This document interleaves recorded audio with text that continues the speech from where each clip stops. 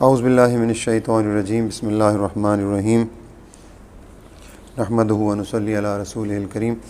چند آیات کا ترجمہ آپ کی خدمت میں گوش گزار کروں گا اور اس کے بعد پھر انشاءاللہ عزیز محفل کا اختتام ہوگا۔ اللہ تعالیٰ کی جو یہ کتاب ہے الحمدللہ اس کا ایک ایک حرف جو ہے وہ سچ ہے۔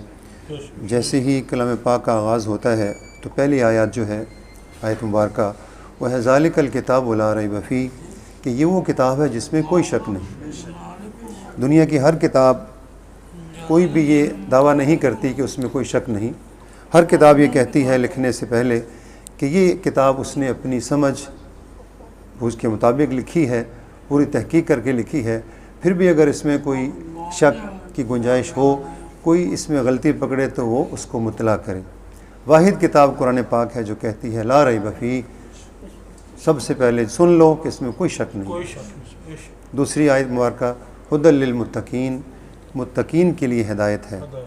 اب جو متقی ہوگا اس کو تو اس سے ہدایت ملے گی، اور جو متقی نہیں ہوگا اس کو اللہ پاک سے ہدایت نہیں عطا فرمائیں گے۔ اب متقین کی صفات میں جو بات گوش گزار کرنا چاہ رہا ہوں وہ ایک صفت ہے جو اللہ کی راہ میں خرچ کرتے ہیں۔ ھدی للمتقین الذین یؤمنون بالغیب، پہلی صفت یہ ہے کہ غیب پر ایمان رکھتے ہیں۔ وَيُقِيمُونَ الصَّلَاةَ، وہ نماز قائم کرتے ہیں۔ وَمِمَّا رَزَقْنَاهُمْ يُنْفِقُونَ، اور جو ہم نے انہیں رزق دیا ہے اس میں سے خرچ کرتے ہیں۔ تو یہ جو صفت ہے، جب میں نے پہلی دفعہ قرآن پاک کو ترجمے سے پڑھا سارا، تو میں نے یہ آیت مبارکہ بار بار دیکھی، ہر جگہ پہ دیکھی، اور میں اس وقت تھوڑا نہیں تھا مجھے علم کہ اللہ کے نیک بندوں کی نشانیوں میں سے ایک نشانی یہ بھی ہے کہ وہ اللہ کی راہ میں خرچ کرتے ہیں۔ اب کتنا خرچ کرنا چاہیے، کیا خرچ نہ کرنا چاہیے، یہ بھی قرآن پاک میں موجود ہے سارا۔ لیکن اس کی جو خرچ کرنے کی دو مکمل رکوع ہیں تیسرے پارے میں، اس کو میں جلدی سے ذرا آپ کی خدمت میں گوش گزار کروں گا۔ اس کا صرف ترجمہ سادہ ہی ہے، کوئی اس میں اتنا مشکل نہیں، آپ لوگوں کو انشاءاللہ جلد سمجھ آ جائے گا۔ اللہ پاک فرماتے ہیں، یہ سورہ بقرہ کی آیات ہیں، مثل الذین ينفقون اموالهم فی سبیل اللہ کمثل حبہ، مثال ان لوگوں کی جو اللہ کی راہ میں خرچ کرتے ہیں اپنے مال، اس دانے کی سی ہے، انبتت سبع سنابل، کہ اگیں اس میں سے 7 بالیاں، فی کل سنبلۃ مئۃ حبہ، ہر بالی میں 100 دانے ہیں۔ واللہ یضاعف لمن یشاء، اللہ تعالیٰ بڑھاتا ہے جس کے لیے چاہتا ہے۔ واللہ واسع علیم، اللہ تعالیٰ وسعت والے ہیں اور جاننے والے ہیں۔ الذین ينفقون اموالهم، وہ لوگ جو خرچ کرتے ہیں اپنے مال، فی سبیل اللہ، اللہ کی راہ میں، ثم لا یتبعون، اور پھر بعد میں نہیں رکھتے، ما انفقوا، جو انہوں نے خرچ کیا، منن، کوئی احسان، منّا ولا اذى، اور نہ کوئی تکلیف، لہم اجرہم عند ربہم ولا خوف علیہم ولا ہم یحزنون، تو ان کا اجر ان کے رب کے پاس ہے، اور نہ وہ خوف میں ہوں گے اور نہ وہ حزن و ملال میں ہوں گے یا غمگین ہوں گے۔ اس کا مفہوم یہ ہے کہ جو لوگ اللہ کی راہ میں خرچ کرنے کے بعد احسان جتلاتے ہیں یا کسی کو تکلیف دیتے ہیں اور اس کو دوبارہ دہراتے ہیں اس کو کہ میں نے تیرے پہ خرچ کیا اور تو اب یہ کر رہا ہے، میں نے تجھے فلاں وقت میں یہ کیا اور اب تو میرے ساتھ یہ کر رہا ہے، گویا اس بات سے اس نے اسے تکلیف پہنچائی۔ تو اللہ تعالیٰ فرماتے ہیں کہ ایسا کرنے والا جو ہے وہ اسے منع کیا گیا۔ اگر وہ ایسا نہ کریں تو ان کے لیے اللہ کے ہاں نہ کوئی خوف ہے قیامت والے دن اور نہ وہ غمگین ہوں گے۔ اگلی آیت میں اللہ تعالیٰ فرماتے ہیں قول معروف و مغفرۃ خیر من صدقۃ یتبعها اذی، بات اچھی کہہ دینا اور درگزر کر دینا اس سے کہیں بہتر ہے کہ وہ خیرات کر کے بعد میں اس کو تکلیف دے۔ واللہ غنی حلیم، اللہ تعالیٰ بے نیاز ہے، بردبار ہے۔ اس کا مفہوم یہ ہے کہ اللہ تعالیٰ فرما رہے ہیں کہ آپ نے اگر کسی پہ خرچ کیا اور اس کو تکلیف دی تو اس سے کہیں بہتر ہے کہ آپ اس کو کچھ نہ دیں اور اسے بھلی بات کہہ دیں۔ یہ اس سے بہتر ہے کہ دے کہ آپ اس کو جتلائیں۔ یا ایھا الذین آمنوا، اے لوگو ایمان والو، لا تبطلوا صدقاتکم، نہ تم ضائع کرو اپنے خیرات کو، بالمن والاذی، احسان جتلا کر اور ستا کے۔ یہ تیسری دفعہ اس کو ذکر کیا جا رہا ہے۔ کالذی، اس شخص کی طرح، ينفق، جو خرچ کرتا ہے، مالہ، اپنا مال، رعاء الناس، لوگوں کو دکھانے کے لیے، ولا یؤمن باللہ، اور وہ اللہ پر ایمان نہیں رکھتا، والیوم الآخر، اور نہ آخرت پر، فمثلہ، تو مثال اس کی، کمثل صفوان، ایسی مثال ہے جیسے چکنا پتھر، علیہ تراب، اس پر مٹی ہو، فاصابہ وابل، اور اس کو پہنچے ایک تیز بارش، فترکہ صلدا، تو چھوڑ دے اس کو بالکل صاف، یعنی اس کو بالکل صاف کر دے۔ لا یقدرون علی شیء مما کسبوا، وہ قدرت نہیں رکھتے اس پر جو وہ انہوں نے کمایا۔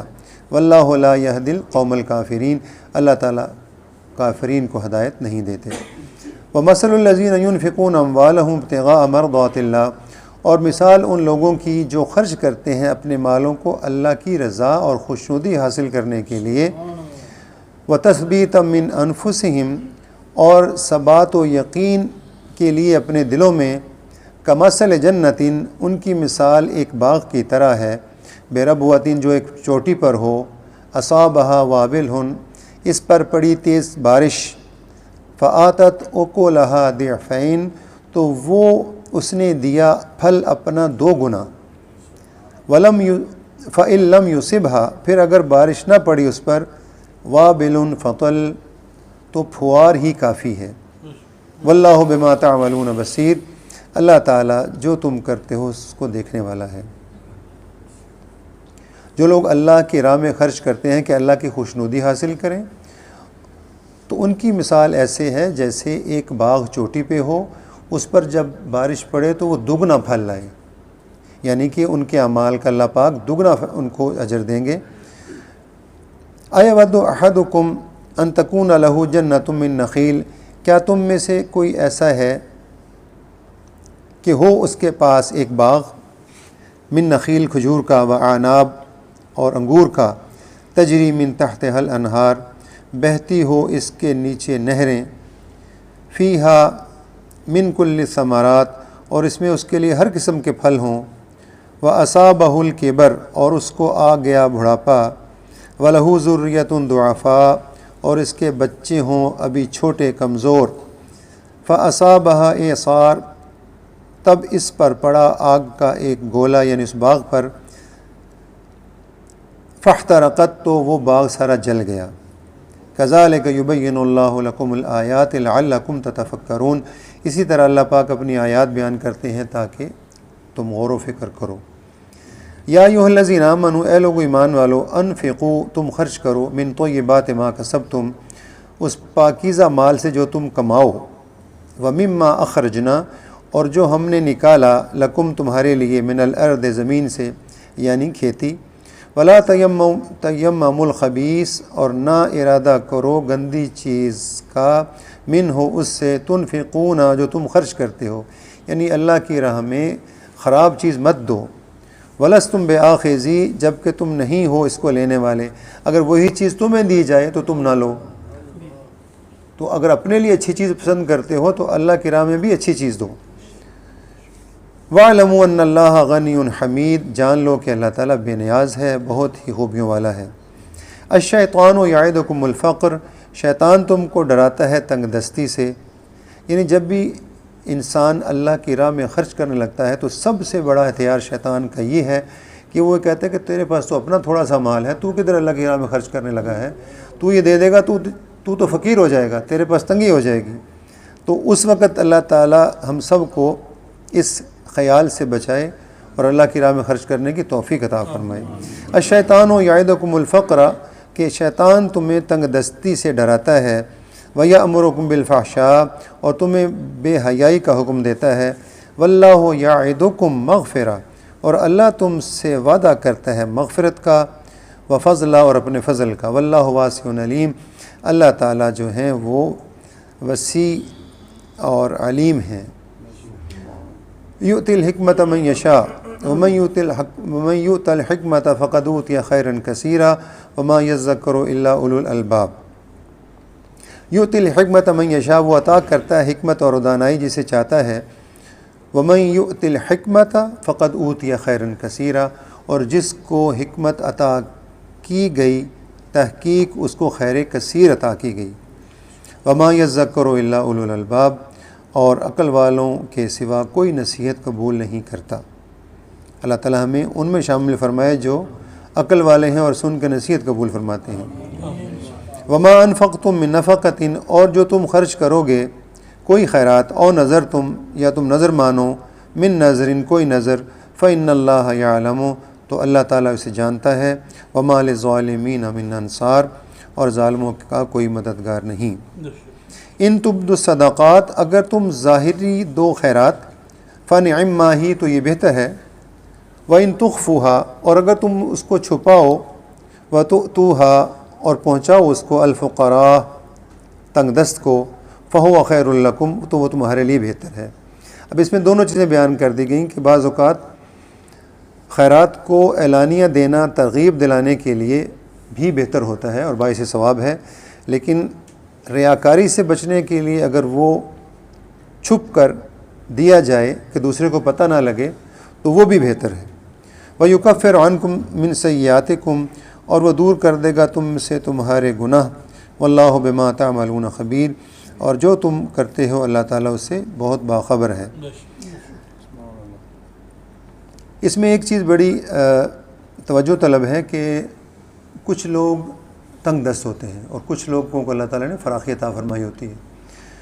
تو اب یہ سوال کہ کیا تنگ دست خرچ کرے کہ نہ کرے؟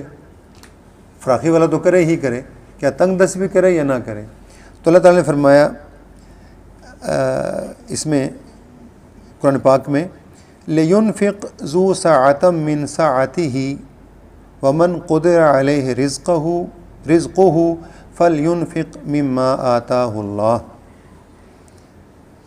لَا يُكَلِّفُ اللَّهُ نَفْسًا إِلَّا مَا آتَاهَا سَيَجْعَلُ اللَّهُ بَعْدَ عُسْرٍ يُسْرًا۔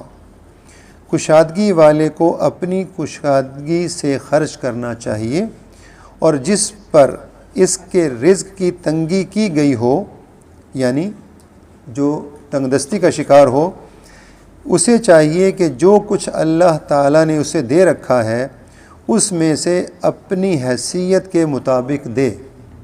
یعنی اگر وہ 1 آنا دے سکتا ہے، 1 روپیہ دے سکتا ہے تو ضرور دے، یعنی اس کو بھی اللہ تعالیٰ نے ترغیب دلائی کہ وہ بھی دے۔ کسی شخص کو اللہ تکلیف نہیں دیتا مگر اتنی ہی جتنی طاقت اسے دے رکھی ہے۔ اللہ تنگی کے بعد آسانی اور فراغت بھی کر دے گا۔ آمین۔